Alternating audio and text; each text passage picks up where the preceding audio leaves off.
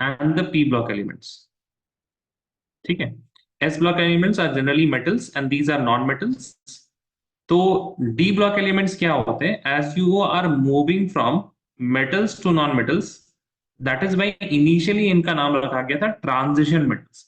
Transition metals पे आपको फर्क धीरे धीरे नजर आता रहेगा कि how the properties are transitioning from metal to non metals. तो इसका नाम एक जो दिया गया that was transition metals. This is old definition, but ठीक है ना, इनको ट्रांजिशन मेटल्स भी कहा जाता है. डी ब्लॉक कौन से होते हैं, कौन से नहीं होते, राइट नाउ प्लीज सी. देखिए, ये जब वीडियो अपलोड हो जाएगा तो इसको remember each and every element of the D block elements, 3D का हो चाहे 4D का हो चाहे 5D का हो. ठीक है, सो जो पहला ट्रिक है आपके पास यहाँ पे, दिस इज सेकेंड ईयर लाएंगे एसी. टी जरा हाफ, वो नवाब था, क्रोमोटन, मन तक रे, फेरस, कौन रहेगा आयरलैंड, नहीं पढ़ पाता, क्यों आगे आऊं. इसको आप याद कर लीजिए ऐसी, ZNCDHG, ZNCDHG. ठीक है. अच्छा, और दूसरी चीज जो आपको याद, सर ये कैसे पता चलेगा कि सेकंड ईयर लाएंगे एसी पहले आएगा उसके बाद वो नवाब था आएगा उसके बाद, कैसे पता रहेगा ये चीज? इसके लिए क्या है, आप you should remember this thing. ये जो आपके पास 3D सीरीज है ये आपको याद होना चाहिए. कैसे याद करेंगे इसको? ये भी आसान है.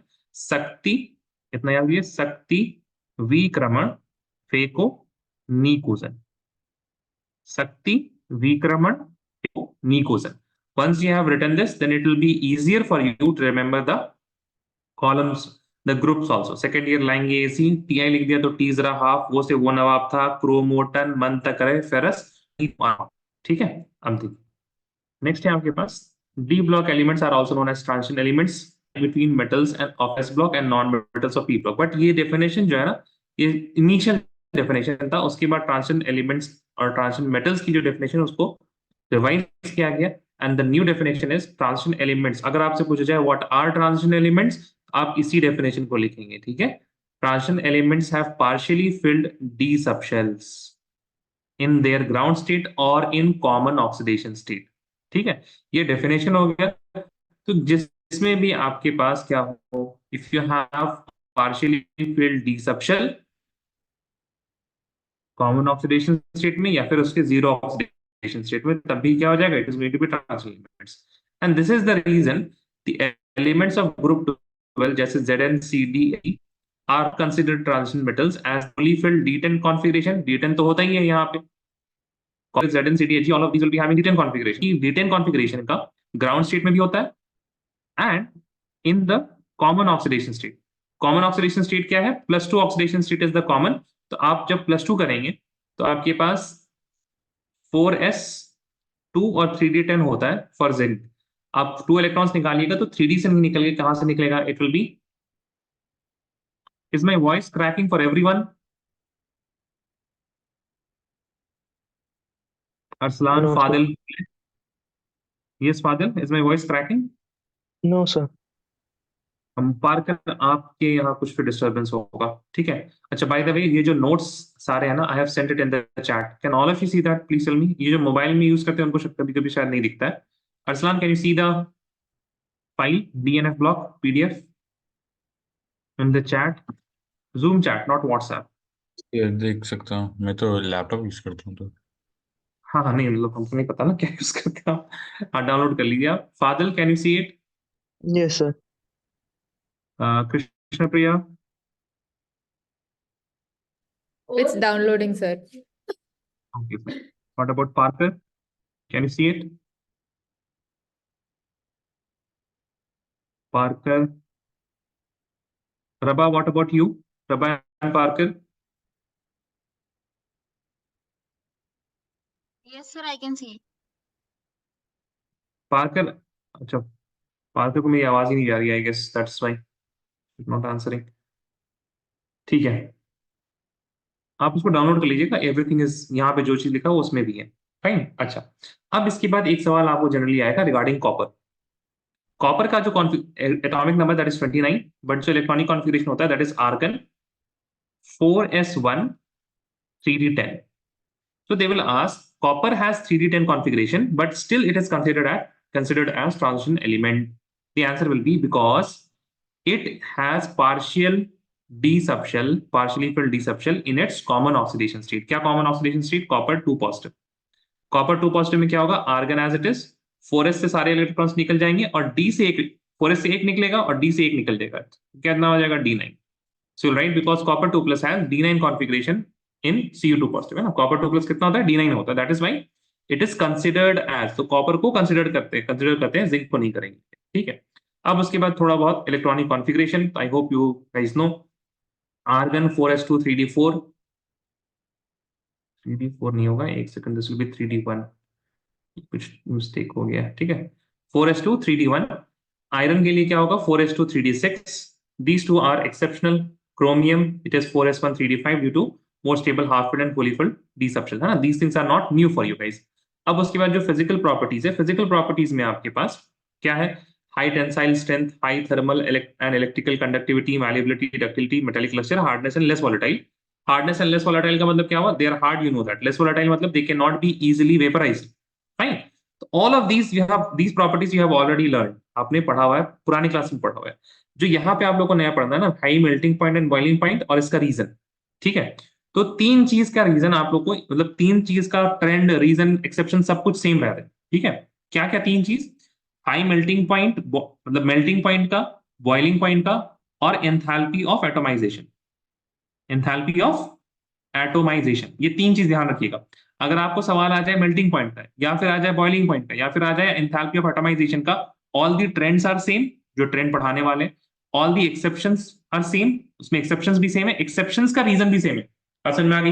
ये सुनो भी सनी, हाँ या ना बताए? Three things. ठीक है. तो ये अब नेक्स्ट टॉपिक वही है, melting point, boiling point and enthalpy of atomisation. क्या होता है यहाँ पे? तो जो मेन आपके पास ट्रेंड है ना, या ट्रेंड बोल रहे हैं, या फिर जो मेन रीजन है, उसको सबसे पहले हमने यहाँ पे डिस्कस किया है. ये आपको याद कर लेना है. As the number of unpaired valence electron increases, the melting point भी increase करेगा, boiling point भी increase करेगा, और enthalpy of atomization भी increase करेगा. ठीक है. Everything will increase. अब आपके पास जो एक्सेप्शन आएगा ना, एक्सेप्शन आएगा मैग्नीज के ऊपर, बिकॉज मैग्नीज में वो पूछेंगे, मैग्नीज होता है 25. ठीक है. तो इसके लिए होगा atomic configuration argon 4s2 3d5. 3d5 when it is present ना, तो इसमें 5 electrons are what? Unpaired. And manganese, it has the highest number of unpaired electrons, but still its melting point is low, its enthalpy of atomization is also low. ठीक है. तो ये आपके पास क्या आएगा? एक्सेप्शन. दोनों सारे में यही एक्सेप्शन है, चाहे वो मेल्टिंग पॉइंट हो, चाहे वो बॉइलिंग पॉइंट हो, चाहे वो एंथैल्पी ऑफ एटोमाइजेशन हो. मैग्नीज का melting point, boiling point, enthalpy of atomization is less than expected. अब it is less than chromium पूछ सकता है, why it is less than Fe. तो आपको ध्यान बस क्या रखना मैग्नीज के बारे में. ठीक है. तो जो अक्सर ना डिफिकल्टी हो जाती है कि सवाल जिस तरह से फ्रेम किया जाता है ना, ऐसे फ्रेम किया जाएगा, एक्सप्लेन व्हाई दी, ऐसे पूछ सकते हैं, chromium has higher melting point than manganese. Chromium has higher melting point than manganese, या Fe has higher melting point than manganese. तो बच्चों का मेन ये कहा जाता है कि Fe के बारे में लिखना है, कि Fe का क्यों ज्यादा वो पूछ रहे हैं, बट उससे कोई लेना देना नहीं है. सवाल लिखने में अभी तक इस चीज को स्टैंडर्डाइज नहीं किया गया है इस तरह से. ठीक है ना. ध्यान रखिएगा इस चीज को. जनरली होता है, आई अंडरस्टैंड कि सवाल इस तरह से पुट किया जाना चाहिए कि why manganese have exceptionally low melting, boiling और एंथैल्पी ऑफ एटोमाइजेशन. ठीक है. लेकिन ऐसे फ्रेम नहीं किया जाएगा सवाल. तो आपको, लेकिन इसमें तो रट लेना बिल्कुल, आपको इसमें कोई और दूसरी पाए नहीं है. Lower value of melting point, boiling point, or enthalpy of atomization for manganese is due to more stable half-filled D5 configuration. The electrons are held by nucleus and not available for metallic bonding. Unpaired electrons जैसे जैसे बढ़ते हैं ना, सुनिए ध्यान से, as the number of unpaired electron increases, those unpaired electron are used for metallic bonding. अब आपके पास जैसे जैसे अनपेड इलेक्ट्रॉन बढ़ रहे हैं, वैसे वैसे मेटालिक बॉन्ड स्ट्रांग होता जा रहा है. But when it comes to manganese, then what happens?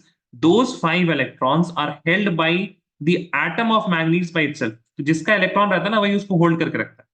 एक एटम है, अपने इलेक्ट्रॉन को अच्छे से होल्ड किया हुआ है, because it is what it is more stable, जो भी more stable होगा, those electrons will be nearer to the nucleus, and that's why it will be holding it very efficiently. Now when the atom itself is holding, when the atom itself is holding the electron, that electron will not be used, or rather it will not be as available as the other elements for metallic bonding.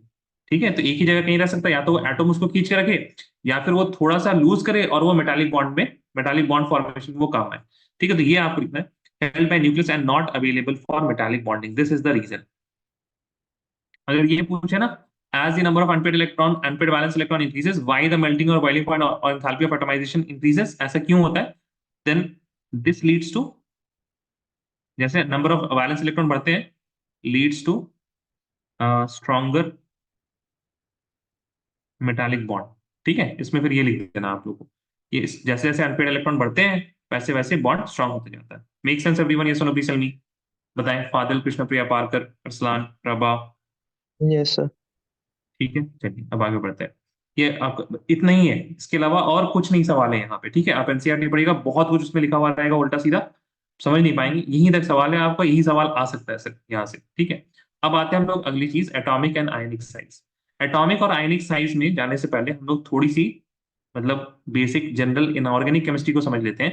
As we go left to right in a period, जैसे आप left to right जा रहे हैं तो आपके पास क्या increase हो रहा है, एटॉमिक नंबर इंक्रीज हो रहा है।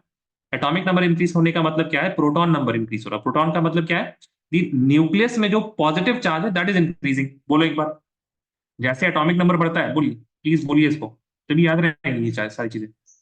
जैसे ही एटॉमिक नंबर इंक्रीज करता है, positive charge of nucleus increases. बोलिए, positive charge of nucleus increases. ठीक है, अगर positive charge of nucleus is increasing, then अगर positive charge is increasing then it will hold the electron tightly. जैसे जैसे आप आगे बढ़ रहे हैं लेफ्ट टू राइट, समझ में आ रही बात? अब जैसे जैसे लेफ्ट टू राइट जा रहे हैं, वैसी वैसी क्या होगा, पॉजिटिव चार्ज इंक्रीज कर रहा है। When positive charge is increasing, then the ability to hold the electrons will be higher. बात समझ में आ रही है? अरे नहीं समझ में आ रही है क्या? Yes, sir. ठीक है, अब अगर इलेक्ट्रॉन को होल्ड करने का, if it is going to tightly hold the electron, electron will be closer, छोटा हो जाएगा साइज। ठीक है, तो इस चीज को रट लीजिए। अब इसके बाद फिर ये ट्रेंड है, ठीक है, this is the trend, and इसके बाद फिर एक्सेप्शन आएंगे। What is the trend? अब ट्रेंड याद करना जरूरी किस वजह से, इट इज इंपॉर्टेंट बिकॉज आपसे पूछा जाएगा ऐसा होना चाहिए लेकिन ऐसा नहीं हो रहा है। बट आर एंड नेगेटिव नहीं, Parker can you please turn your mic on? यहाँ तो चार्ज की बात ही नहीं हो रही है ना, हम तो एटम के, मतलब जो न्यूक्लियस में चार्ज होगा उसकी बात कर रहे हैं ना। You get my point? Yes, sir. ठीक है, हम वो तो आयंस में आप चले गए, हम एटम की ही बात कर रहे हैं अभी तो। In the nucleus as the atomic number increases, अब सोचिए ना, सोडियम में 11 है और मैग्नीशियम में, सोडियम 11, मैग्नीशियम में 12। ठीक है ना, सोडियम में 11 प्रोटॉन्स, मैग्नीशियम में 12 प्रोटॉन्स, तो which is going to hold the electrons easily? Obviously magnesium ज्यादा अच्छे से होल्ड करेगा बिकॉज उसके पास 12 है। बात समझ में आ रही है? Yes, sir. अब इसको थोड़ा सा ना आप लोग फिजिक्स समझ के पढ़िए, समझिए यहाँ पे, ये ना बहुत दिक्कत होती है बच्चों को, लगता है ना, क्या लगता है बच्चों को, सर यहाँ पे 11 प्रोटॉन है तो इलेक्ट्रॉन भी तो 11 है, तो क्या मतलब इसका पुल करने का एबिलिटी कैसे बढ़ जाएगा? और मैग्नीस में भी, मैग्नीस का 12 है, मान सॉरी मैग्नीशियम का 12 है, तो इसके पास इलेक्ट्रॉन भी तो 12 है, तो तब तो इक्वल होना चाहिए दोनों का पुलिंग एबिलिटी, दोनों। ऐसा लगता है आप लोग को? बोले, हाथ रेस करें किसको ऐसा लगता है कि सर 11 प्रोटॉन को 11 इलेक्ट्रॉन जितनी आसानी से खींच पाएगा, उतनी आसानी से 12 प्रोटॉन 12 इलेक्ट्रॉन को खींच पाएगा, ऐसा लगता है? अरे हाँ या ना, जल्दी बोलो भाई। अरसलान, क्या ख्याल है? No, sir. नहीं लगता है, ठीक है। अरसलान क्या ख्याल है, कौन अच्छे से पुल करेगा? क्या 11 इलेक्ट्रॉन को अच्छे से पुल करेंगे, या 12 प्रोटॉन 12 इलेक्ट्रॉन को अच्छे से पुल करेंगे? 12 प्रोटॉन। सर अरसलान, ठीक है, फाजिल ओके। अरसलान आप बताएं। सर दोनों इक्वली पुल करेंगे इक्वली लाइक। पुल करेंगे आपको लगता है? वेरी गुड, बहुत बढ़िया। कृष्ण प्रिया आगे आप बताएं, what do you think Krishna Priya? अरे जल्दी आंसर करो, टाइम नहीं है। Krishna Priya, Sorry, sir. जी सॉरी, आप क्लास में नहीं है क्या? No, I'm here, sir. I Please, asked something ना, उसका आंसर पूछ रहे हैं आप। my mother was on the phone in the background. I didn't get you. I am asking 11। यार देखो फिर कृष्ण प्रिया, आप अगर अच्छे से क्लास करें, नहीं तो है ना, आपको तो हमने बोला हुआ है। ठीक है, I am asking 11 electron and 11 proton, this will have more force of attraction between them, या 12 proton and 12 electron will have more force of attraction? किसमें फोर्स ऑफ अट्रैक्शन ज्यादा होगा या इक्वल होगा? Equal? Equal, fine. Parker, Parker, Yes, sir. क्या कहाँ ज्यादा होगा, कहाँ कम होगा या बराबर होगा दोनों में? 12 protons and 12 gut electrons. Feeling, gut feeling बताएंगे, गट फीलिंग बताएंगे बिल्कुल, Yes, gut feeling, sir. Because there are more एकदम number गट of. फीलिंग। ठीक है, रबा।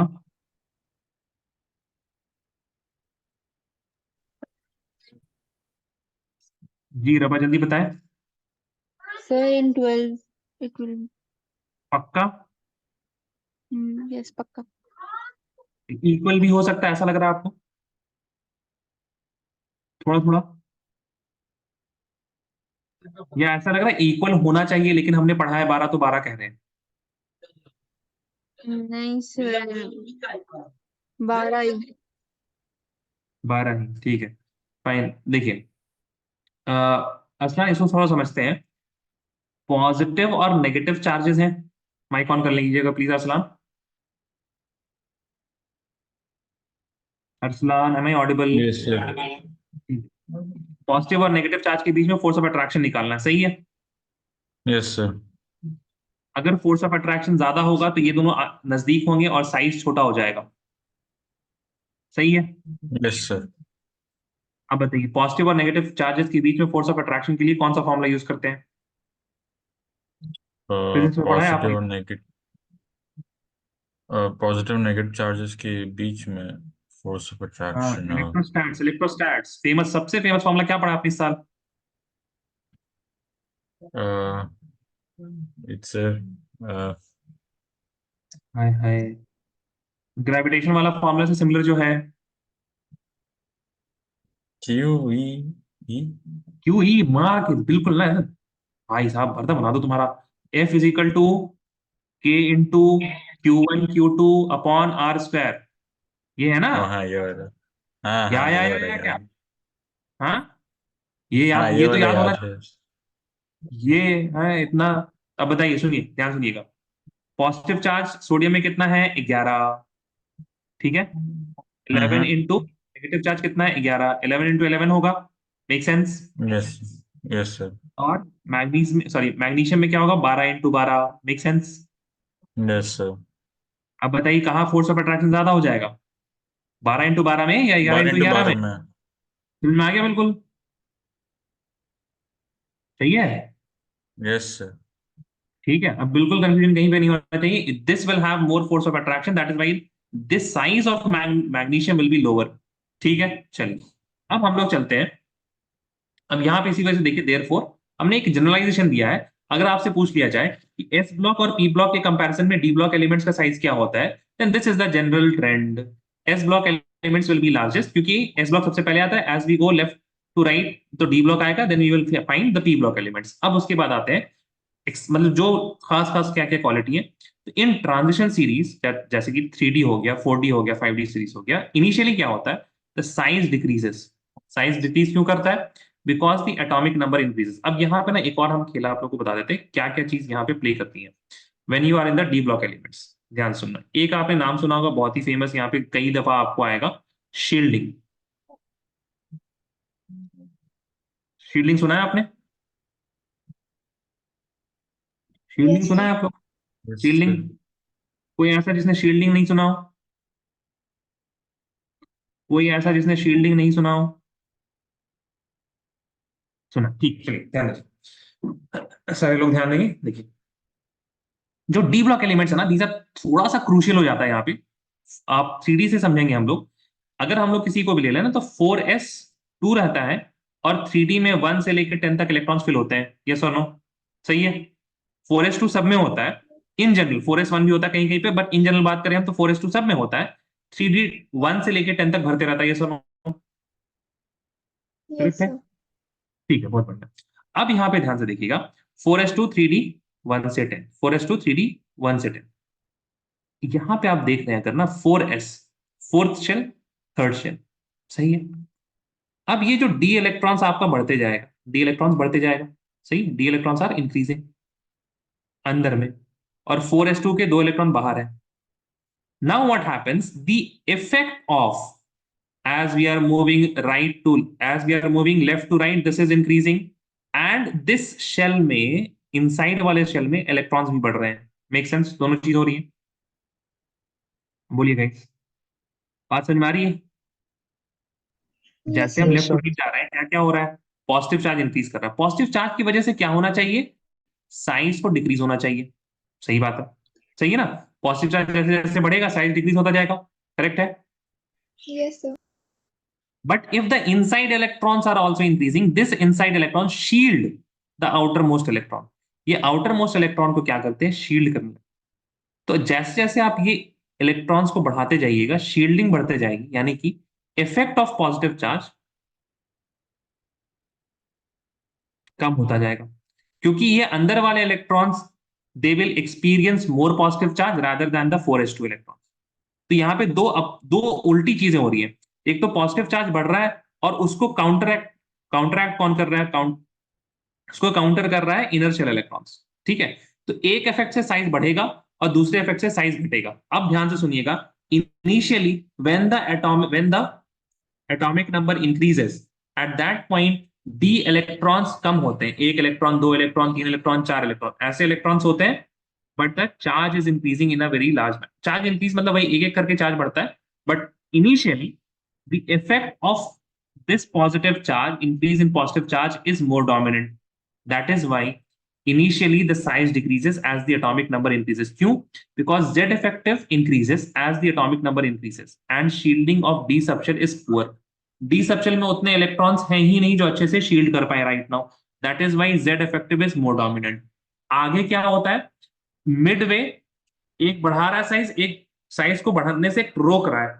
तो मिडवे में क्या होगा? साइज जैसे बढ़ाना चाह रहा है ना एटॉमिक नंबर इंक्रीज करके, midway it is going to counter that, and that is why the shielding effect of D electron धीरे धीरे increases and cancels the effect of increase that effective. That is why the size remains same as atomic number increases. Midway manganese से लेकर निकल तक same रहेगा। At the end, अब ये जो आपका इफेक्ट था ना शील्डिंग वाला, it is now dominant, and that is why then the size increases. तो साइज का बहुत ही अच्छा समझ में आया कि पहले साइज डिक्रीज करेगी। क्यों? Because the Z effective is more dominant.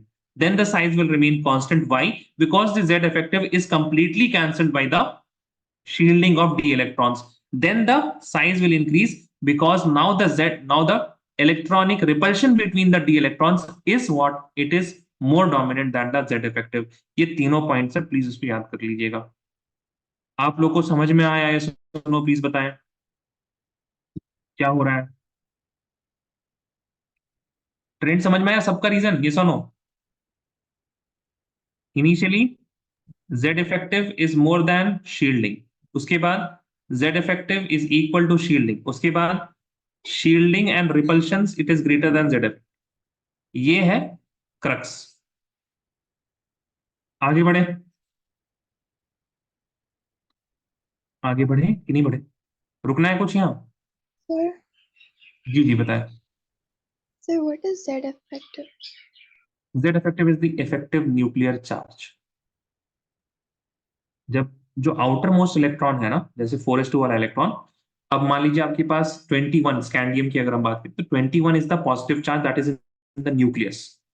That complete 21 positive charge, that is not experienced by the 4s2 electrons, because inertial electrons they do some shielding। ठीक है, तो वो 21 नहीं मिल पाता, उसको 21 से थोड़ा कम मिलता है, उसी को जेड इफेक्टिव बोलते हैं। ठीक है, मेक Yes. सेंस?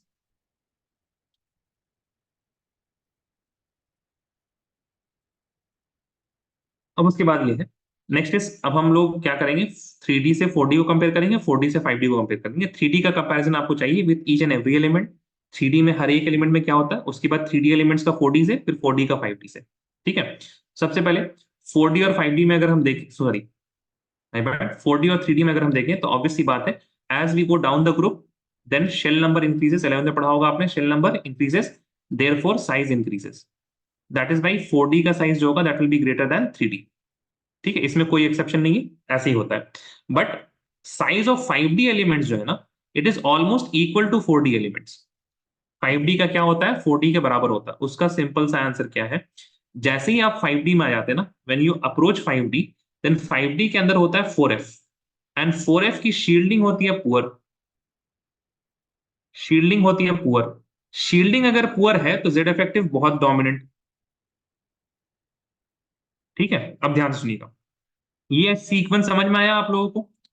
4D में होता है 4F, because when you are filling the 5D, sorry when you are filling the 5D electrons, तो ऑब्वियसली बात है कि 4F फिल हो चुका होगा, उसके बाद ही 5D फिल होगा। इतनी बात समझ में आई? Yes, sir. ठीक है, 4F की शील्डिंग होती है पुअर। ये आपको पुराने S का सबसे अच्छा शील्डिंग, उसके बाद P का, उसके बाद D का, उसके बाद F का, because the F subshells are very large in size. And वो क्या वर्ड था, वर्ड भूल गया उसका,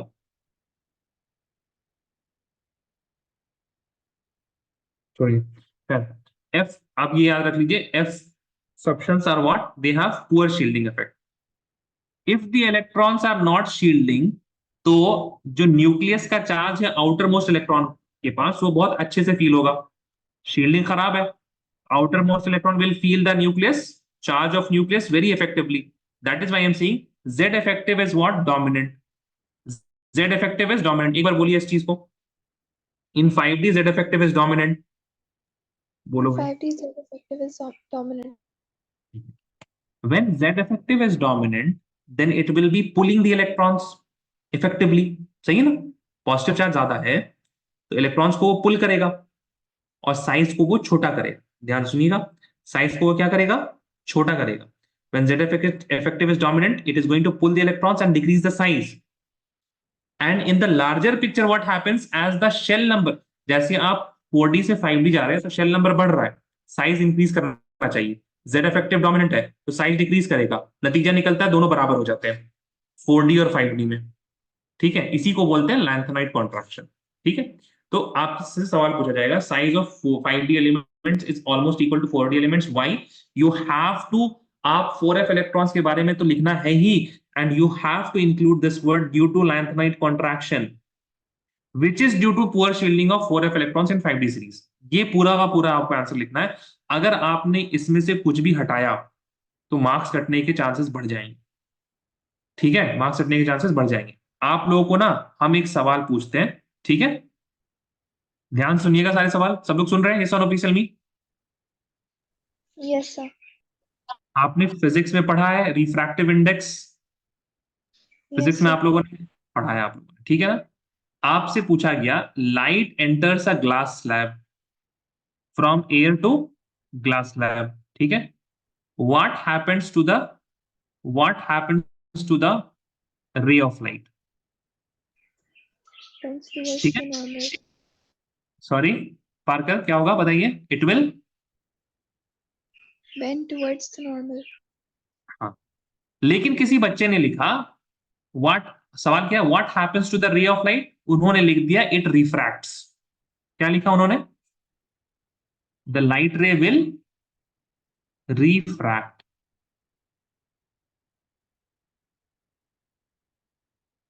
ठीक है, इज इट रॉन्ग? क्या ख्याल है,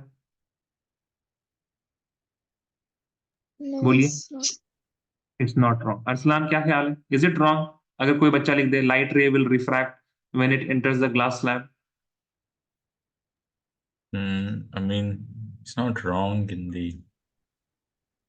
इट्स नॉट रॉन्ग, राइट? क्या ख्याल है, Yes, sir. Is it wrong? No, sir. I don't think so. ठीक है, Fadil what about you, is it wrong? No, sir. But अब रबा क्या ख्याल है, गलत है ये या सही है जो उन्होंने लिखा? Yeah, it's not wrong because refract means the same thing. Reflect नहीं बोल रहे भाई, रिफ्रैक्ट बोल रहे, रिफ्रैक्शन ही तो हो रहा है ना, इट रिफ्रैक्शन अकर्स ना Yes. Glass slab. ठीक है, Yes, sir. It is it wrong? No, it's not wrong. But marks मिलेंगे, क्या ख्याल है? मिलने तो चाहिए सर। मिलने नहीं मिलेंगे, पार्कर मिलेंगे मार्क्स? क्या ख्याल है आपका? मिलने तो चाहिए। No, sir. Marks will. They will not get the marks. Fadil and Arsalan, marks मिलेंगे क्या? Yes I Arsalan. गेस शायद कुछ मार्क्स मिलेंगे, बट आई थिंक थोड़ा और ऐड करना है कि फादिल व्हाट अबाउट यू, क्या ख्याल है, मार्क्स मिलेंगे? Don't know, sir. नहीं मिलेंगे। ठीक है, आप भले ही टीचर से जितना भी लड़ लीजिए कि आंसर सही है, but it is not what was intended. वो ये पूछना चाह ही नहीं रहे थे कि रिफ्रैक्ट करें। ठीक है, आप लोग ये मतलब ये है ना कि आप लोग को इसके अलावा कुछ और पढ़ाया गया कि नहीं पढ़ाया गया, वो उस तरह से सोचना है आप लोग को। ये रिफ्रैक्शन पढ़ाया, पता नहीं 8 से पढ़ाया गया होगा उस टाइम, आप 8th स्टैंडर्ड में ये आंसर सही होता, बट 10th में भी ये सही नहीं होगा, बिकॉज 10th में आप लोग शायद पढ़ लेते हैं, right, bends towards normal away from normal, है ना? तो even in 10th standard is not going to be right, because आपको क्या सिखाया गया। अब इसी वजह से आपने अगर ये लिख दिया ना सिर्फ poor shielding of 4f electrons, ये जो पर्टिकुलर लाइन है poor shielding of 4f electron, this is the part of 11th standard. ठीक है, आपको 12th स्टैंडर्ड का आंसर देना है इसको इंक्लूड करते हुए लैंथराइट कॉन्ट्रैक्शन। हमने बहुत सारे मार्क्स स्कीम देखे हैं जिसमें यहीं तक आंसर है, इतना ही आंसर है, इसके आगे भी नहीं लिखा हुआ है। बट हमने कोई भी ऐसी मार्किंग स्कीम सीबीएसई का नहीं देखी जिसमें सिर्फ ये लिखा हुआ है poor shielding of 4f electron.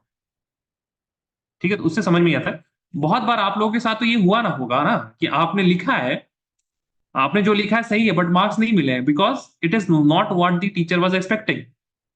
सही है, हुआ है कि नहीं? ऐसी ऐसी चीजें हुई हैं आपके साथ? ये रबा के साथ हुआ होगा, क्योंकि रबा बोल रही थी मार्क्स मिलना चाहिए। रबा, आपके साथ हुआ है ये?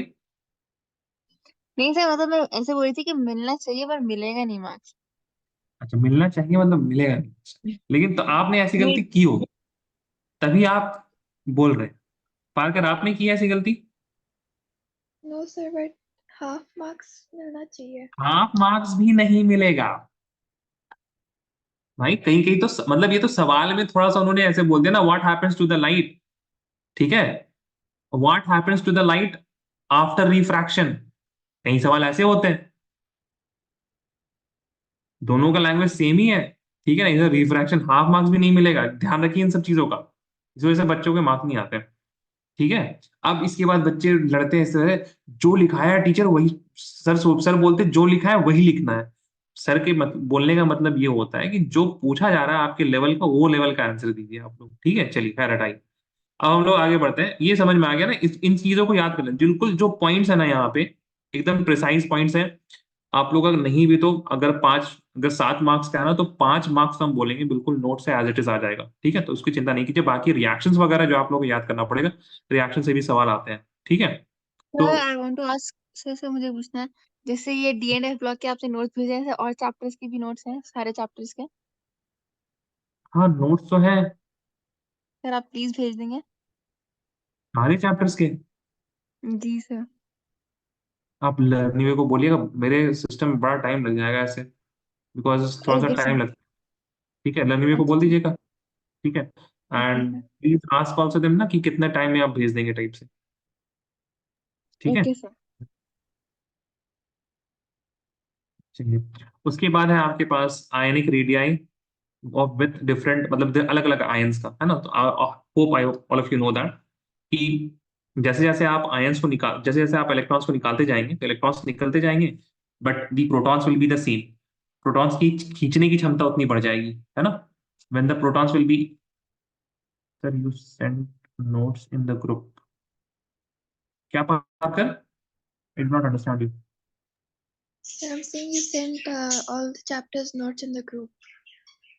हमने भेज दिया है। हमने कब भेजा? Yes. You recently sent. No, वो जो लगातार बहुत सारे पीडीएफ हमने भेजा था, Yes, sir. वो आपने तो खोल के भी नहीं देखा मतलब। I opened one. हाँ, क्या था उसमें? Electrochemistry. I opened. नहीं, तो वो तो हमने अभी रिसेंटली जो भेजा था दैट वाज एग्जाम्पलर। एग्जाम्पलर था वो, एग्जाम्पलर। एनसीईआरटी नहीं भेजा, हमें नहीं भेजा भाई, किसी और सब्जेक्ट का आपको दिखा होगा, I don't know। ठीक है, ध्यान दीजिए जरा। तो ionic radii decreases with increase in oxidation state, है ना, इस तरह से। जैसे जैसे ऑक्सीडेशन स्टेट बढ़ता जाएगा, आप इलेक्ट्रॉन निकालते जाएंगे, वैसे वैसे ही आयनाइजेशन, मतलब जो साइज है वो डिक्रीज होता जाएगा। Then we have ionisation enthalpy. ठीक है, ionisation enthalpy is the energy required to remove electron from outer most shell. In 3D series electron is remove from the 4s2 and then 3D। इसको आपको याद रखना है कि 4s2 वाले electrons पहले निकलेंगे, उसके बाद 3D निकलेगा। अच्छा, the enthalpy of ionisation increases with increase in atomic number. क्या क्यों इंक्रीज कर रहा है with increase in atomic number? Because the Z effective increases and due to poor shielding of d electrons. उसके बाद लास्ट है ZnCd and Hg, they have very high delta Hi. It is due to very stable fully filled S2 D10 configuration. Manganese has higher because due to very stable D5 configuration. तो zinc, CD, Hg, manganese, इन सब के बारे में आएगा तो आप fully filled half filled का जो पार्ट है ना वो हमेशा लिख दिया कीजिएगा। Main reason, if manganese is a certain exception तो D5 स्टेबल होगा, जिंक कहीं पे है तो D10 कॉन्फ़िगरेशन स्टेबल कॉन्फ़िगरेशन। ठीक है, इसमें कोई भी ऐसा खास एक्सेप्शन नहीं है, ये जो ट्रेंड्स हैं उसी को फॉलो करता है। जैसे जैसे आप लेफ्ट टू राइट जाएंगे, इलेक्ट्रॉन्स को निकालने में मुश्किल होते जाएगी, है ना। इसी वजह से तो मेटल, आपके पास एस ब्लॉक अच्छे मेटल्स होते हैं, metal have tendency to lose electron. As you move towards non metals, जो कि ट्रांजिशन सीरीज में हो रहा है, what will happen, it will be difficult to remove electrons. ठीक है, रीजन लिख लीजिएगा, increase in Z effective and also the poor shielding of d electrons. अच्छा, उसके बाद आपके पास है copper and chromium. Chromium and copper has very high second ionisation enthalpy. इनका फर्स्ट आयोनाइजेशन एंथैल्पी तो थोड़ा कम होता है, बट सेकंड आयोनाइजेशन एंथैल्पी काफी हाई होता है। व्हाई? बिकॉज क्रोमियम को अगर आप देखिएगा, then it is 4s1 3d5, if you remove one electron it is 4s0 3d5। Now this is still quite stable, but when you remove one more electron it becomes D4 unstable and D10 becomes D9 unstable। ठीक है, इसमें भी I think this is not very deep to understand, आसानी से हो जाएगा। So if this question comes then you will write due to the more stable D5 and 3d10 configuration in chromium and copper, removal of second electron disrupts this stability। Exactly अच्छे से एक एक line लिखा हुआ, बहुत ज्यादा आपको लिखना नहीं पड़ेगा। ठीक है, एक लाइन का ही मार्क्स, एक ही मार्क्स का आएगा आपका सारा सवाल रीजन वाला। ठीक है, इवन दो रीजन कहीं कहीं में 2 3 4 लाइन का हो जाता है, तो उसके लिए आप प्लीज थोड़ा सा ना किसी टेक्स्ट बुक को रेफर करें या फिर मार्किंग स्कीम को देखें, या फिर आप हमें सवाल भेज दीजिएगा कि सर ये सवाल 1 मार्क्स का आया बट इसका आंसर तो 5 लाइन में आ रहा है। ठीक है, सो भले ही आंसर भी आसान हो, कई बार ऐसा होता है आंसर आसान है but it is taking 5 line, तो आपका टाइम जाएगा, है ना। आप अगर ऐसे सवाल भेजेंगे ना, then I will send you one liners की छोटे में ही, जो सीबीएसई को एक्सेप्टेबल हो वो कैसे लिखते हैं। ठीक है, चलिए next is second ionization enthalpy of zinc is relatively low as it results in 3d10 configuration, है ना। ये एक सवाल आता है कि जिंक का जो सेकंड आयनाइजेशन एंथैल्पी है वो कम होता है, तो क्यों कम होता है? Because zinc 2 positive, it is still having 3d10 configuration, that is why it is quite stable। The third ionization enthalpy of Fe is relatively low as it results in 3d5 configuration। अब जब भी आपके पास ionization enthalpy का आ जाए ना, तो आप configuration को देख के आंसर आसानी से कर सकते हैं, किसी में ज्यादा दिक्कत आपको नहीं होगी। तो Fe say Fe is what 26 atomic number, so 4s2 3d6, it will move to 2 positive 4s0 3d6। when you remove one, जब आपने 2 इलेक्ट्रॉन निकाला तब 4s0, है ना। जब एक और निकालेंगे, that is the third ionization enthalpy, then it will be 4s0 3d5। now this is still what stable, that is why ionization enthalpy of third ionization enthalpy of Fe, it is smaller। सवाल इस तरह से आएगा, why third ionization enthalpy of Fe is less than that of manganese।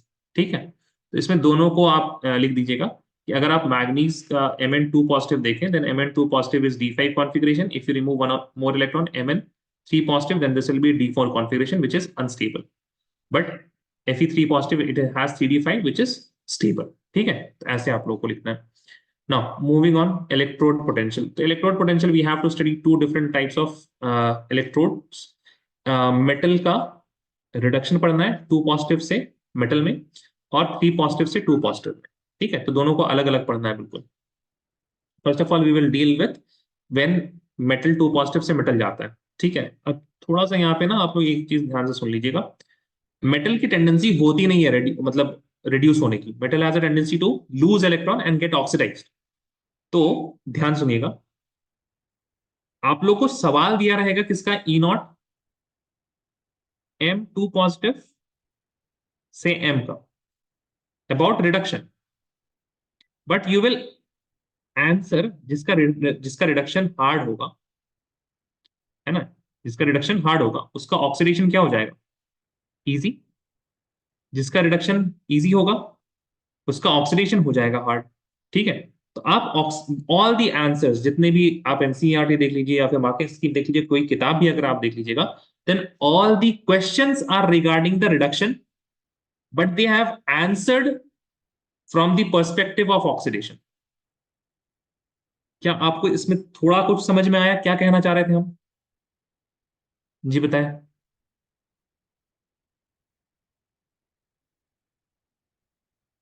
हाँ ना बोल दो यार, इतना टाइम मतलब अभी तक आवाज पहुंच ही रही है क्या? हम एक्सप्लेन ही कर रहे हैं क्या आप लोगों को अभी तक? जी, यहाँ जो हमने बताने की कोशिश की, क्या आपको समझ में आया? हाँ ना दोनों चलेगा, थोड़ा सा हम बता देंगे ना, फिर जल्दी यस सर। बताएं, लेकिन समझ में आया ना? आपसे पूछा जाएगा व्हाई दिस इज हार्ड, आप बता दीजिएगा कि ऑक्सीडेशन उसका इजी क्यों। बात समझ में आई? Yes sir. ठीक है, चलिए ध्यान से सुनिए। सबसे पहले जो रिडक्शन होता है ना, if we talk about E naught M2 positive से M, then it is a 3 step process. ठीक है, अब देखिए यहाँ फिर से हम यहाँ पे लिखे क्या, रिडक्शन, लेकिन हो रहा क्या, ऑक्सीडेशन के बारे में पढ़ना सब कुछ हम लोग, क्योंकि होता ऑक्सीडेशन ही है, but because we have taken standard reduction potential as the standard electrode potential, we have to talk in terms of standard electrode potential, and standard electrode potential is the reduction potential, चाहे हम कर रहे हैं oxidation हो तब भी। ठीक है, ध्यान दीजिएगा आप जरा। when we go from metal solid to metal 2 positive, then oxidation is happening, very good। अच्छा, लेकिन इट इज 3 स्टेप प्रोसेस। कैसे 3 स्टेप है? First metal will be converted to gaseous state, gaseous state से आप क्या कीजिएगा, इलेक्ट्रॉन्स निकालिएगा, तो ion बनेगा, आयन फिर एक्वस मीडियम में जाएगा, तो फिर M2 पॉजिटिव एक्वस होगा। This is a way of calculating, actually ऐसा नहीं है कि सॉलिड से गैस बनता है, गैस के बाद फिर 2 इलेक्ट्रॉन निकलते हुए आप थोड़ी ना पानी में डालिएगा किसी चीज को, तो आप थोड़ी ना देखिएगा पानी मतलब इलेक्ट्रॉन इलेक्ट्रॉन निकलते हुए। But in order to calculate the E naught, we have to, ये हेस लॉ थर्मोडायनेमिक्स का इस्तेमाल हो रहा है यहाँ पे, कि आप चाहे M सॉलिड से M एक्वस में डायरेक्टली चले जाए, या आप स्टेप वाइज चले जाए, द एनर्जी कंजम्पशन या फिर एनर्जी का एक्सचेंज है that will be equal. So हमने क्या किया, पहले मेटल सॉलिड से गैस के, now this particular energy exchange, the enthalpy of atomisation will correspond to this change. फिर मेटल से आपने 2 इलेक्ट्रॉन निकाला, तो ionisation enthalpy will be corresponding to this particular change.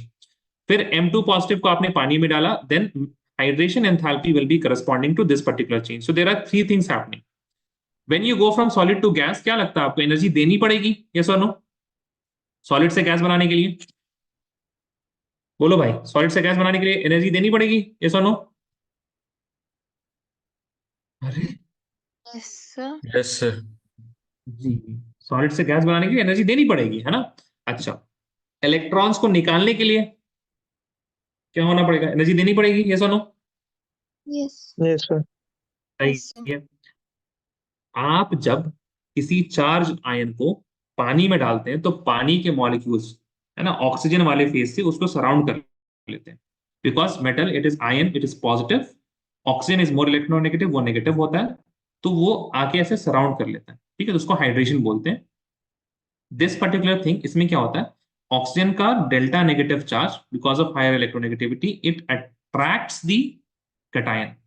तो पॉजिटिव और नेगेटिव चार्ज के बीच में क्या हो रहा है, फोर्स ऑफ अट्रैक्शन। तो व्हेनेवर अट्रैक्शन होता है, जब भी अट्रैक्शन होता है, that is good and it is always exothermic, है ना, ये आप लोगों को नहीं पता होगा। तो here we have enthalpy of atomisation which is endothermic, ionisation enthalpy that is endothermic, and hydration enthalpy it is what, it is exothermic. अब ध्यान से सुनिए, यहाँ पे जो बात है ना, मेटल से आप अगर M2 पॉजिटिव जा रहे हैं, तो स्टैंडर्ड ऑक्सीडेशन पोटेंशियल जनरली क्या होगा, पॉजिटिव होगा, because metal has a tendency to lose electron, and metal when they lose electron easily, spontaneously जब ये लूज करेगा, तो इलेक्ट्रोड यानी कि EMF होगा, दैट विल बी पॉजिटिव।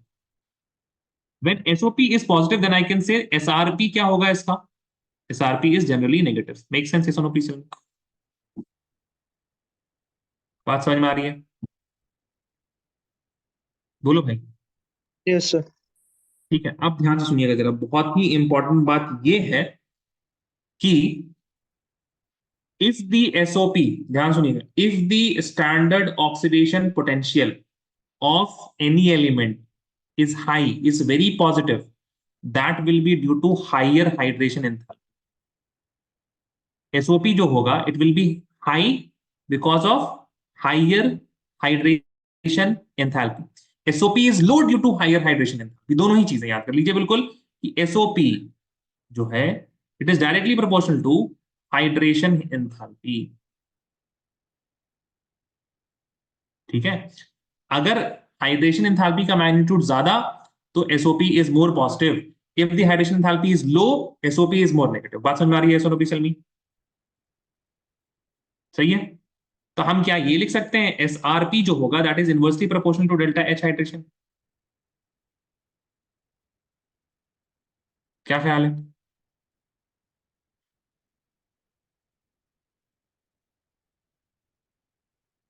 अरे बोलो भाई, ये बात समझ में आई कि नहीं आई? Yes, sir. Yes sir. ठीक है, अब ध्यान सुनिए। अब आपसे पूछा जाएगा एक जो सवाल है बहुत ही इंपॉर्टेंट, कॉपर टू पॉजिटिव से कॉपर, है ना, जनरली नेगेटिव होता है सबका, बट कॉपर का जो रिडक्शन है that is positive because enthalpy of hydration of copper 2 positive is not able to balance, यानी इतना ज्यादा है ही नहीं, is low, is not able to balance the high enthalpy of sublimation and first ionization enthalpy, second ionization enthalpy। ठीक है, main फंडा क्या है, द हाइड्रेशन एंथैल्पी इतना ज्यादा नहीं है, इट इज व्हाट, एसआरपी क्या हो गया ज्यादा, देन ऑब्वियसली हाइड्रेशन एंथैल्पी क्या होगा, कम होगा। हाइड्रेशन एंथैल्पी इतना है ही नहीं कि बाकी दो को क्या कर सके, बैलेंस कर सके। हाइड्रेशन एंथैल्पी ही गुड है ना, जिससे आपको मोर पॉजिटिव मिलता, बट व्हाट इज हैपनिंग वो उतना ज्यादा है ही नहीं कि ये दोनों एंडो को वो काउंटर बैलेंस कर सके। याद कर लेंगे इस चीज को, ये सोनो प्लीज नहीं। यस हाँ सर। जी बताएं। ठीक है, अब ध्यान से अगली चीज देखिएगा। ई नॉट के लिए कुछ खास रेगुलर ट्रेंड नहीं है। क्यों नहीं है? बिकॉज आयनाइजेशन एंथैल्पी और enthalpy of sublimation it varies, है ना। अगर एंथैल्पी ऑफ सब्लिमेशन नहीं है, एंथैल्पी ऑफ एटोमाइजेशन वही होता है जो हम लोगों ने यहाँ पे देखा था। ठीक है, so you can see that enthalpy of atomisation, ये दिस वन, ये कंप्लीटली ऊपर नीचे है ना, सब कोई खास ट्रेंड यहाँ पे आपको नहीं मिल रहा है। And when ever you have something which is following, जो आपके पास तीन तीन चीज हो रही है, तीन चीज के मिलने के बाद आपको ई नॉट की वैल्यू मिलेगी, right. Enthalpy of atomization, sublime atomization, ionization, hydration, इन सब के एंथैल्पीज को मिलाने के बाद you can comment about the reduction potential या इलेक्ट्रोड पोटेंशियल। बिकॉज तीन तीन यहाँ पे वेरिएबल्स हैं, इट इज नॉट वेरी कोई खास ट्रेंड यहाँ पे बने। फाइन, अब उसके बाद कुछ एक्सेप्शन है जिनको पढ़ना है। एक तो कॉपर वाला, एक तो क्या, एक कॉपर वाला हो गया। उसके बाद है E naught of M N manganese का और Zn का is relatively more negative, is relatively ज्यादा नेगेटिव है। मैग्नीज और जिंक में तो आप लोग को पता है क्या करना है, D5 और D10 कर देना। कर लेंगे ये सोनो में? Yes, sir. मेन यही है। ठीक है, उसके बाद जो हमने लिखा है वो एक्स्ट्रा पॉइंट है, आपने अगर लिख दिया तो उसमें मिल जाएगा। ऑल्सो क्या होगा, Zn2 पॉजिटिव जब है तो इसका एंथैल्पी ऑफ एटोमाइजेशन और एंथैल्पी ऑफ सब्लिमेशन लो होता है। ये आप लोगों ने स्टार्टिंग में पढ़ा था यहाँ पे, है ना। जैसे जैसे नंबर ऑफ अनपेड इलेक्ट्रॉन्स बढ़ते जाते हैं वैसे वैसे melting point, boiling point, enthalpy of atomisation बढ़ता जाएगा। Zn में क्या होता है, D10 कॉन्फिगरेशन होती है। D10 में क्या होता है, ऑल पेयर्ड होते हैं, सारे के सारे क्या होते हैं, पेयर्ड होते हैं। And if everything is paired then what will happen, वहां पे एंथैल्पी ऑफ एटोमाइजेशन कम हो जाएगा। ठीक है, जो चीज हमने यहाँ पे पढ़ी थी उसी का एप्लीकेशन है। ठीक है, बट मेन चीज जो आप लोगों को D5 D10 को बिल्कुल पकड़ के रखिएगा। Fine, now moving on. Enthalpy of निकल is relatively more negative. Enthalpy of निकल ई नॉट ऑफ, यानी कि सॉरी इलेक्ट्रोड पोटेंशियल ऑफ निकल इज रिलेटिवली मोर नेगेटिव। तो इसका आंसर आपको क्या करना है, यहां से देना है nickel two positive has very, ये दिस इज वेरी, मतलब ये बारीकियों में आ जाएगा सवाल। जनरली सवाल इससे कम ही आते हैं, अगर आ जाता है तो बच्चे मतलब नहीं पता रहता है कि ऐसा क्यों हो रहा है। Nickel two positive has very small size leading to high charge density which results in high hydration enthalpy. एक कॉपर वाला आपको समझ में नहीं आएगा क्या आंसर करना है, बिकॉज वहां पे हाइड्रेशन एंथैल्पी यूज हो रहा है। और एक निकल वाला स्मॉल साइज की वजह से हाइड्रेशन एंथैल्पी ज्यादा हो जाती है।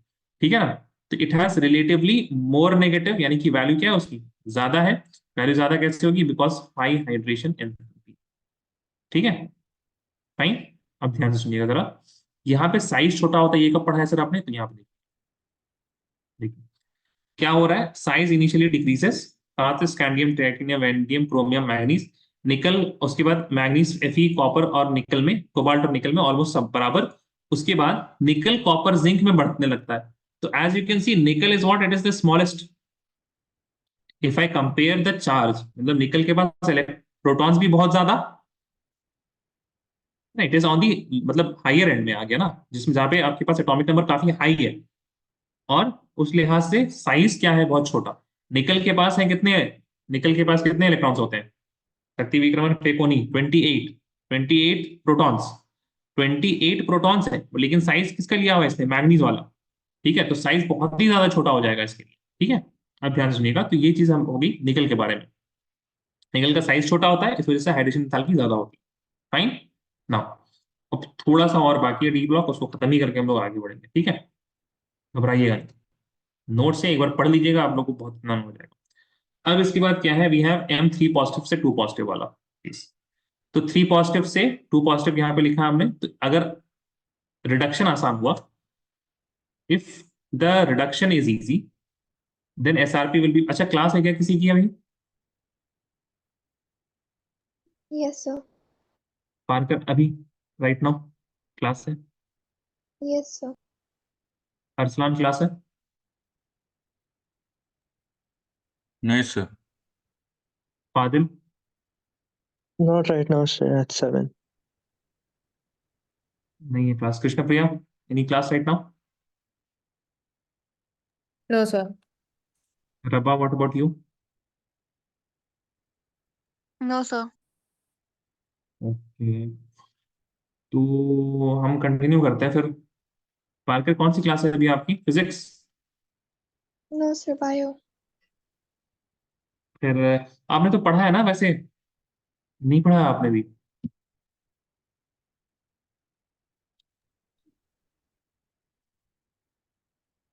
अच्छा, क्या आप देख लीजिए, ठीक है ना। हम ठीक है, रिकॉर्डिंग्स रहेंगी, आप उसको मतलब देख लीजिएगा एक बार रिकॉर्डिंग्स में। ठीक है, फाइन, Yes.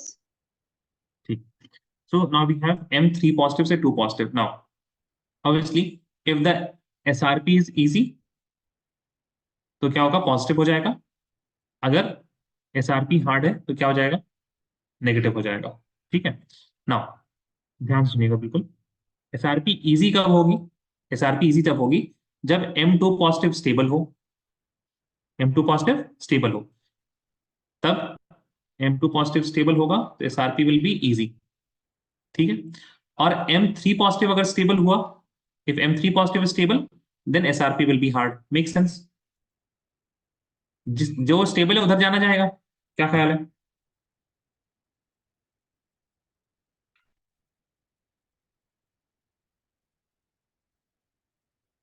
जी बताएं, मेक सेंस? Yes sir. सोच लीजिए एक बार, है ना, अच्छे से। इफ M2 पॉजिटिव है ना, रिडक्शन हो रहा है ना, तो रिडक्शन रिड्यूस्ड वाला, if it is more stable, M2 positive की रिड्यूस फॉर्म है, if it is more stable तो रिडक्शन आसान होगा, तभी तो M2 पॉजिटिव आसानी से बन गया। बट M3 पॉजिटिव अगर स्टेबल होगा तो M2 पॉजिटिव जल्दी नहीं बनेगा, that is why SRP will be negative and to be hard. Make sense? बस समझ में आ रही है? अब ध्यान सुनिए जरा। अब हम क्या कह सकते हैं, E naught value is more positive या लेस नेगेटिव, दोनों ही चीजें। If it is more positive और less negative, then it means M3 positive can be easily reduced to M2 positive। यानी कि M3 पॉजिटिव या तो वो लेस स्टेबल होगा, या M2 पॉजिटिव मोर स्टेबल होगा। और इसके बारे में हम ये लिख सकते हैं, I can write it, but it is not always the case. ठीक है, दोनों ही चीजें हो सकती है ना। M3 पॉजिटिव कम स्टेबल होगा, M2 पॉजिटिव ज्यादा स्टेबल होगा, या दोनों में और है, दोनों जरूरी, ऐसा नहीं दोनों ही जरूरी हो। And we can also say that M3 positive is an oxidizing agent because it is easily getting reduced। ये आसानी से क्या कर रहा है, ये आसानी से इलेक्ट्रॉन को ले रहा है। It is easily gaining electrons, तो कहीं से तो ले रहा होगा, जिससे ले रहा होगा वो ऑक्सीडाइज हो जाएगा, that is why it is oxidising agent. I think ये तो कांसेप्ट क्लियर होगा। The element which is easily reduced is the oxidising agent.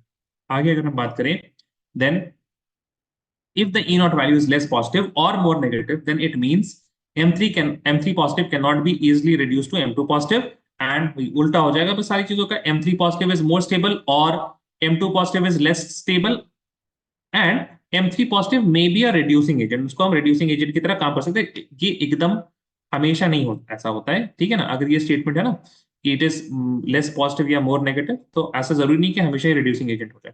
Fine, अब चलिए आते हैं हम लोग, ये डेटा है हमारे पास। अब डेटा में हम लोग थोड़ा सा देखें कहाँ पे हम लोग को ध्यान देना है। सबसे पहले तो स्कैंडियम का आपने देखा -2.10, -2 पॉइंट कितना है, बोलो भाई, -2.10, 10 -2.10, यानी कि ये M3 पॉजिटिव से M2 पॉजिटिव तो जाना ही नहीं चाह रहा। सबसे हाईएस्ट है ना, देख लीजिए, मतलब नेगेटिव के केस में बात करें हम, सबसे लोएस्ट बोल देते हैं, ज्यादा नहीं है, सबसे सबसे ज्यादा नेगेटिव है, तो यही है। यानी कि ये M3 पॉजिटिव से M2 पॉजिटिव जाना ही नहीं चाह रहा। क्यों नहीं जाना चाह रहा? Because when scandium is having 3+ configuration, it has noble gas configuration. Scandium होता है 21, इससे निकाल दीजिए आप 3 इलेक्ट्रॉन, हो गया 18। 18 is the configuration of argon, it is not, it will never leave the argon 18 configuration. That is why the electrode potential of M3 positive, scandium 3 positive to 2 positive, it is what? It is highly negative. Make sense? Yes or no? जल्दी बताएंगे। Make sense everyone? Yes. बहुत बढ़िया। अब उसके बाद धीरे आते हैं, देखिए उसके बाद देखिए Fe का देखिएगा, मैग्नीज 1.57, कोबाल्ट 1.97, ये बीच में कुछ 1.77 होना चाहिए था ना, नहीं, मिस्टेक देख रहे हैं आप, मतलब कितना कम हो गया बीच में अचानक से। Make sense? पढ़ना जरूरी है इसको फिर, हाँ या ना? Yes. Yes, sir. ठीक है, अब इसको पढ़ते हैं। यहाँ पे क्या हो रहा है? That means if it, see, ये पॉजिटिव है, this is positive, but it should be more positive ना, ये it is less positive right now, it should be somewhere 1.77 according to the trend. Make sense? Yes और no? Please tell me, क्या ख्याल है? Yes. है कितना? 0.7, that means it is less negative. देख रहे हैं आप, आ गया ना, less negative is more positive, और क्या है, हाँ, इट इज लेस पॉजिटिव ना, है ना। If E not is less positive, ये वाला केस आ गया, ठीक है। तो क्या हो रहा है यहाँ पे, इलेक्ट्रॉनिक कॉन्फ़िगरेशन पे आप जाइए, सब कुछ समझ में आ जाएगा। Fe3 पॉजिटिव में अगर आप देखिएगा तो Fe इज 26 ना, ये सारी चीजें ना आप लोग को आनी चाहिए। अगर यहाँ पे आप लोग अटक रहे हैं ना कि Fe का आपका एटॉमिक नंबर नहीं है, तो फिर उसके बाद इलेक्ट्रॉनिक कॉन्फ़िगरेशन लिखने में आपको 3 मिनट लग जा रहे हैं, आपको देखना पड़ रहा है कि कौन सा होगा नहीं होगा, तो यहाँ दिक्कत है, ठीक है। फिर आपको डी ब्लॉक में दिक्कत नहीं है, उससे पहले आपको 11th स्टैंडर्ड में दिक्कत है। अगर आपका एटॉमिक नंबर याद नहीं आ रहा तो वो दिक्कत है, डी ब्लॉक अभी दिक्कत की बात नहीं है आपके लिए, ठीक है। तो जिन बच्चों को डी ब्लॉक में दिक्कत होती है ना, उनका डी ब्लॉक एक्चुअल दिक्कत नहीं होता है। हमने 26 फट से लिख दिया, फिर उसके बाद हम तुरंत लिख देंगे आर्गन, और फिर से क्या लिख देंगे 4s2 3d6। If you are fast enough to write this, तो डी ब्लॉक कभी भी खराब नहीं होगा आपका। Is this d block elements, क्या ये डी ब्लॉक एलिमेंट्स का पार्ट है या फिर 11th स्टैंडर्ड का पार्ट है अभी तक जो हमने लिखा? ये टेल मी, ये बताएं, ये किसका पार्ट है? 11. 11, है ना। अब कहानी लेकिन हो रही है शुरू यहां से। अब इससे आप 2 इलेक्ट्रॉन निकाल, आप इससे क्या निकालिएगा? 3 इलेक्ट्रॉन, तो आपको मिलेगा Fe3 पॉजिटिव। अब जब आपने 3 इलेक्ट्रॉन निकाला तो पहले 4s2 से निकलेगा और उसके बाद 3d से निकलेगा, आर्गन 4s0 3d5 हो जाएगा। अब बताइए, अब अभी भी हम लोग कहाँ है? 11th स्टैंडर्ड में है या नहीं है? आपने कैटायंस का सीखा है ना, इलेक्ट्रॉनिक कॉन्फ़िगरेशन, ये सुनो, सीखा है, 11th में सिखाते हैं ना। अभी भी हम लोग 11th में है, ये सुनो प्लीज टेल मी, सही है? Yes, sir. अब सुनिए, अब ध्यान सुनिए। अब Fe3 positive is what? It is more stable, half filled, therefore more stable. That is why E naught of Fe3 positive is less positive. 3 positive जो है ना, Fe3 positive का जो reduction potential it is less positive due to stable half filled 3d5 configuration. ये जो answer भी लिखा हुआ है, E naught को अगर हम छोड़ दें, E naught को अगर हम छोड़ दें, उसके बाद की सारी लाइन क्या है? 11th स्टैंडर्ड है या नहीं है?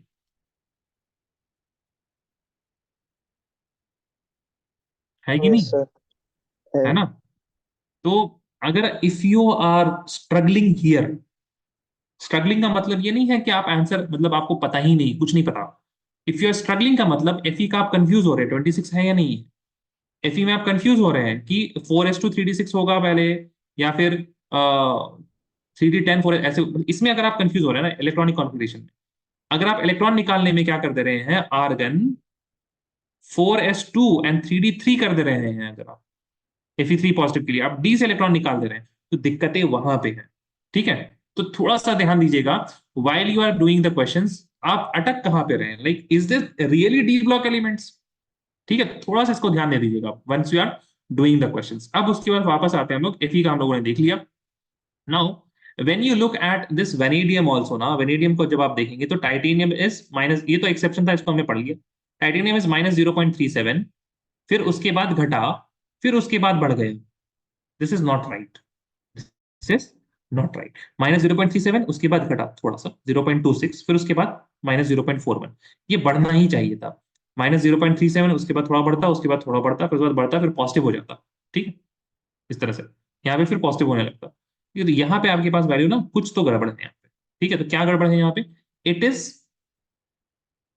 E naught of vanadium 3 positive is less negative. Less negative है, क्यों? इसमें क्या बात हो गई? See, vanadium 3 positive is D2, vanadium 2 positive is D3। तो D3 स्टेबल होता है क्या? हाँ, पानी में स्टेबल होता है। इसको तो भाई बिल्कुल एक बार नहीं, इसको रट लो। ये एक नया है, this is new. Vanadium 3 positive जो है ना, इट इज वेरी न्यू। ये और कहीं आएगा भी नहीं। D5 हाफ फिल्ड होता है ना, और D10 फुली फिल्ड होता है। ये सारी चीजें बार बार आएंगी, ये और कभी नहीं आएगा। इसको ध्यान से देख लीजिएगा। That vanadium 3 positive is less negative due to stability of V2 positive. V2 positive stable होता है, क्यों? Which has half filled T2G3 orbital in aqueous medium. V2 positive में D3 होता है पानी में। See all the E noughts, अगर आपको ध्यान हो, ऑल दैट, यहाँ पे नहीं, पुराने इसमें था, लास्ट स्टेप होता है हाइड्रेशन, इसमें आप पानी में डालते हैं। As soon as you add into water तो एक्वा कॉम्प्लेक्स बनेगा, हेक्सा एक्वा, एंड ऑक्टेडाइल वहां पे स्प्लिटिंग होती है। और आपके पास ये लिखना है आपको, due to half fill T2G3 configuration, यही है आंसर बस। And this is also one of the reason की कोऑर्डिनेशन के बाद डी ब्लॉक पढ़ाना चाहिए। इवन दो एनसीईआरटी में डी ब्लॉक पहले लिखा हुआ है। अब बताइए क्या ही बच्चे को समझ में आएगा, उसने कोऑर्डिनेशन छुआ भी नहीं है, और हम यहाँ पे रीजन लिखा दे उसको, हाफ फिल T2G3 कॉन्फिगरेशन, कहाँ ही दिमाग में जाएगा। ठीक है, इसको बिल्कुल ध्यान से देख लीजिएगा। वेनेडियम 3 पॉजिटिव से 2 पॉजिटिव इज लेस नेगेटिव, क्यों हो रहा है उसको देख लीजिएगा। ठीक है, के बाद Mn3 पॉजिटिव जो है आपके पास, it is more positive due to stability of, ये Mn वगैरह आ गया तो फिर तो आराम से लिख लीजिएगा। जहां पे D5 दिखा उसको आप स्टेबल बोल दीजिएगा, that is the reason.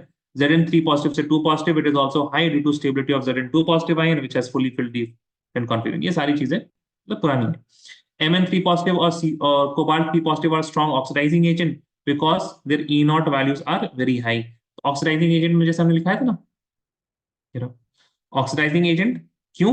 Because it is more positive, E nought is more positive लिखना रहेगा यहाँ पे। ठीक है, चलिए अब आपके पास है titanium, vanadium and are strong reducing agent and their E nought is less or very negative.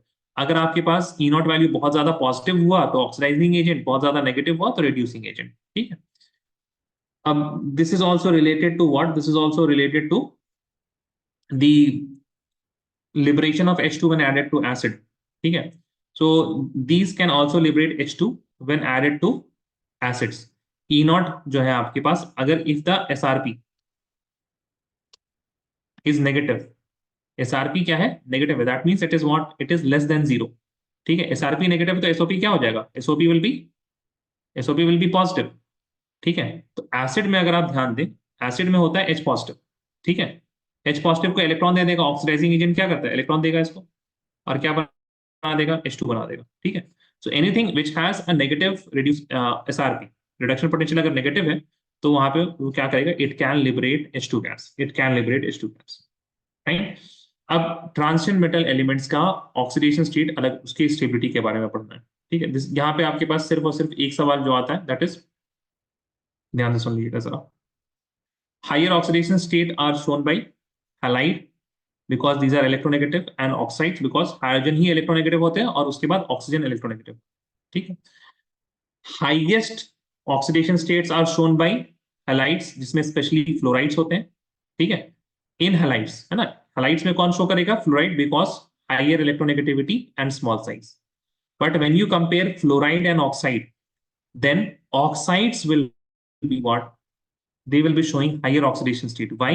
Because oxygen can form multiple bonds. ये रट लेना है आपको, एक ये आंसर है। ठीक है, ये ऐसे ऐसे बंदे, ये जो सवाल है ना, एनसीईआरटी में ढूंढिएगा थोड़ा। ठीक है ना, कहाँ पे है, टेक्स्ट बुक में आप ढूंढने की कोशिश कीजिएगा। ठीक है, तब आपको पता लगेगा। ओ माय गॉड, मतलब डीएनएफ ब्लॉक तो एनसीईआरटी तो छोड़ ही दीजिए आप लोग। क्वेश्चंस कर लीजिए, पीवाईक्यूज कर लीजिए, नोट्स, ये जो नोट्स है ना उनको पढ़ लीजिएगा। आपको most of the answer why why के तो सारे सवाल के आंसर मिल जाएंगे आपको। वाई अगर कहीं पे है तो आपको यहाँ पे मिल जाएगा, ठीक है। Transition metal shows higher oxidation state with oxygen than with fluorine because oxygen can form multiple bonds with the metal. ये सिंपल आंसर है। क्यों, क्या मतलब है सर इस बात का? कि मेटल जो है ना वो फ्लोरीन के साथ एक ही बॉन्ड बना सकता है, ठीक है। और मैक्सिमम मान लीजिए मैक्सिमम फ्लोरीन किसी मेटल पे लग सकता है वो 5 है, ठीक है। तो चार्ज कितना आएगा? +5। वही जो मेटल है अगर वो 5 फ्लोरीन रख सकता है then it can also accommodate 5 oxygen because fluorine and oxygen are of the same period, है ना, वो सेम पीरियड में आते हैं and that is why they will have similar sizes. अगर भाई 5 नहीं तो 4 ऑक्सीजन तो रख ही सकता है but it will be having double bond.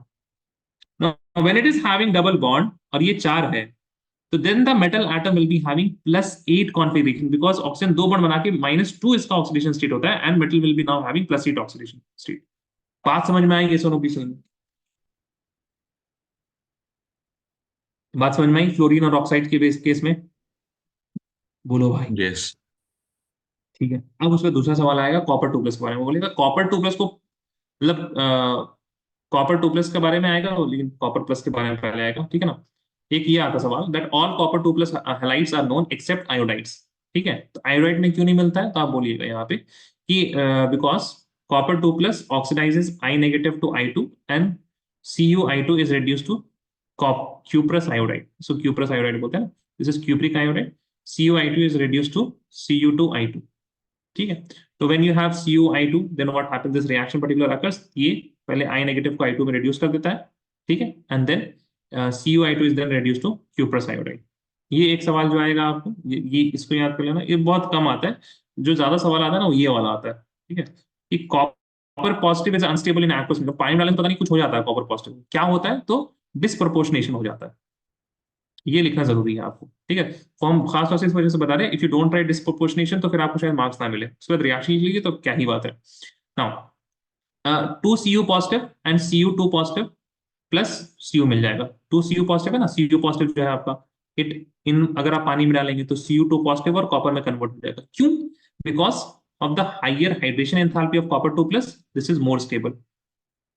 पानी में डालते ही कॉपर 2+ ज्यादा स्टेबल हो जाएगा because the hydration enthalpy of copper 2+ is more stable, it is more stable. In general भी अगर आपसे कोई पूछे ना कि कॉपर पॉजिटिव का होता है D9, sorry copper positive is D10 and copper 2 positive is D9, but still d ये copper 2 positive is more stable, ठीक है।